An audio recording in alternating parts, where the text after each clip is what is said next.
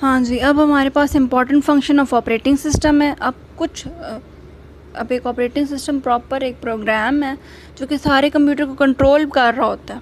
तो इसमें अभी उन्होंने बताया अभी ये booting and providing a user interface, boot करता है कंप्यूटर को, फिर उसके बाद एक यूज़र इंटरफेस प्रोवाइड करता है, मैनेज करता है सारे प्रोग्राम्स जो भी कंप्यूटर में हैं, उन सबको किस तरह से कंट्रोल करना है, किस तरह से काम करना है वो बताता है। कॉन्फ़िगर डिवाइसेस, कॉन्फ़िगरेशन करता है डिवाइसेस की, फिर फाइल मैनेजमेंट करता है। ठीक है, अब पहला उन्होंने बताया booting and providing a user interface. Operating system manage the startup process of a computer, के मतलब ऑपरेटिंग सिस्टम जो होता है वो स्टार्टअप प्रोसेस जो होता है कंप्यूटर का वो देता है उसको। It loads the system files in the RAM of computer and provide a user interface so that the user can easily work on the computer, के मतलब फिर जो सिस्टम फाइल होती है उसको जो है कंप्यूटर में लोड करता है, फिर उसके बाद उसको फिर इस तरह का इंटरफेस क्रिएट करता है ताकि यूज़र आसानी से उस पर काम कर सके। फिर आगे हमारे पास है manage program. An operating system helps a user to work with multi programs and application simultaneously, के मतलब एक ही टाइम पे बहुत सारे चीज़ों पे हमारा जो कंप्यूटर है वो काम कर सकता है। It manage multiple application by showing active application in the foreground and other programs in the, जैसे अगर आपने मोबाइल पे देखा हो कि जब हम कोई अगर हम बहुत सारे फाइल्स खोल लेते हैं तो जब हम एक नीचे क्लिक करते हैं उधर तो पीछे बहुत सारी फाइल्स होती हैं, तो अब वो जो एक्टिव फाइल होती है उसको पहले शो कर रहा होता है कि मतलब ये अभी इस पर आप पहले काम कर रहे हैं, फिर इससे पहले इस पर कर रहे थे और इस तरह।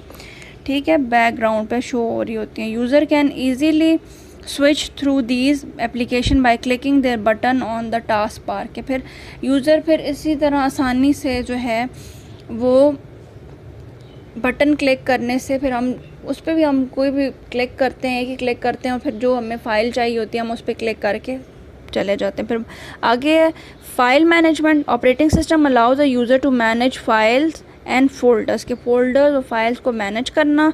फिर user can create, save, delete, cut, copy, paste and rename the files and folders easily. फिर अब फाइल मैनेजमेंट में ये है कि फ़ाइल्स को और फोल्डर्स को किस लिहाज से काम करना है, कि किस लिहाज से उनका काम हुआ है वो बताता है। ठीक है, फिर उनको कैसे यूज़र उनमें उसको कैसे क्रिएट करेगा, उसको कैसे सेव करेगा, फिर उसके बाद डिलीट क्या करना है, कॉपी क्या करना है, पेस्ट क्या करना है और उसको इस फाइल को किस तरह से रीनेम करना है, ये सब कुछ हमारे पास फाइल मैनेजमेंट में आता है। फिर अब कॉन्फ़िगरेशन ऑफ डिवाइस क्या चीज़ है।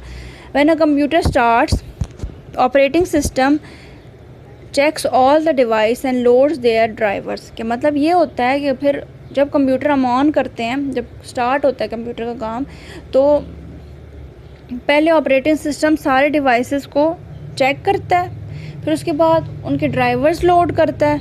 When a new device is attached to the computer, operating system configure it and install its driver so that it can work properly. फिर इसमें ये होता है कि जब हमारे पास कॉन्फ़िगरेशन होती है कंप्यूटर की, मतलब कोई भी अगर हम कोई नया डिवाइस कंप्यूटर के साथ अटैच करते हैं तो वो फिर उस लिहाज से जो है उनको कॉन्फ़िगरेट करके उसका ड्राइवर इंस्टॉल करते हैं। जैसे हम अगर इंटरनेट के लिए हम मोडेम हमने इंस्टॉल किया है तो फिर उसके बाद उसके ड्राइवर भी होंगे इंस्टॉल, तभी वो उसमें काम करेगा। अब हम जो है डिवाइस ड्राइवर्स की तरफ आ जाते हैं।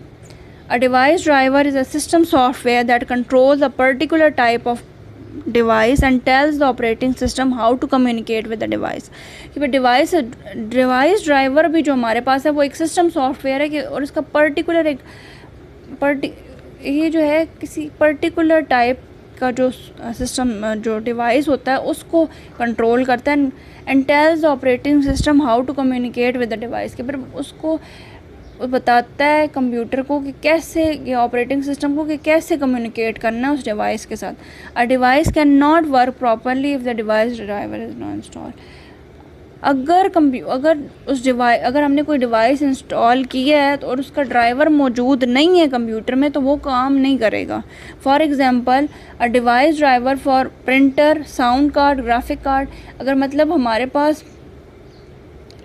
अगर हमारे पास प्रिंटर का डिवाइस ड्राइवर नहीं होगा तो हमारे पास काम नहीं करेगा, और इसलिए साउंड कार्ड भी और ग्राफिक कार्ड भी इसी तरह। अब यूटिलिटी प्रोग्राम्स पे तरफ आ जाते हैं। यूटिलिटी प्रोग्राम्स हमारे पास वो प्रोग्राम्स होते हैं।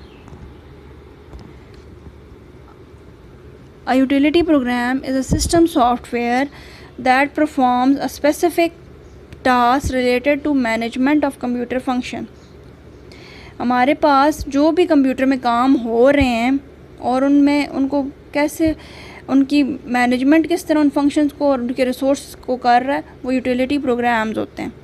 अब फिर हम इसको फिर पढ़ लेते हैं। Utility program is a system software, कि सिस्टम सॉफ्टवेयर है जो कि that performs a specific task related to management, कि उसका काम ये है कि हमने जो भी कंप्यूटर के जितने फंक्शन उनको मैनेज करना, रिसोर्सेज को मैनेज करना, फाइल्स को मैनेज करना।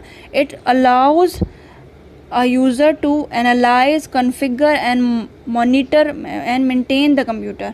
फिर ये हमारे पास क्या एनालाइज करना, कंप्यूटर को कॉन्फ़िगर करना और मेंटेन करना जो है वो हमारे पास किसका काम है, यूटिलिटी प्रोग्राम का। For example different utility program such as disk clean up, memory management, file compression and backup,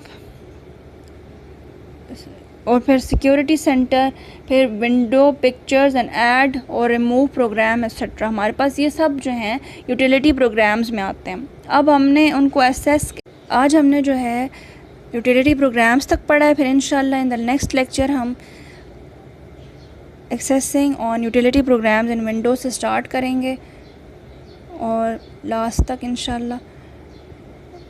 okay, take care.